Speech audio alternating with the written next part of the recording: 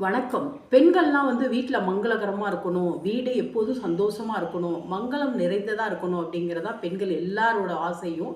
அதனால வீட்ல அதாவது நீங்க வேலைக்கு போற பெண்களா இருந்தாலும் சரி, சாயந்தர நேரம் நீங்க விளக்கேத்தும்போது, கண்டிப்பா அந்த விளக்கு ஏற்றியவுடன், கண்டிப்பா நீங்க அந்த விளக்குக்கு ஒரு சின்ன பாடல் பாடி, "விளக்கு ஏற்றி வைத்தேன், என் குடும்பம் விளங்க வேண்டும்.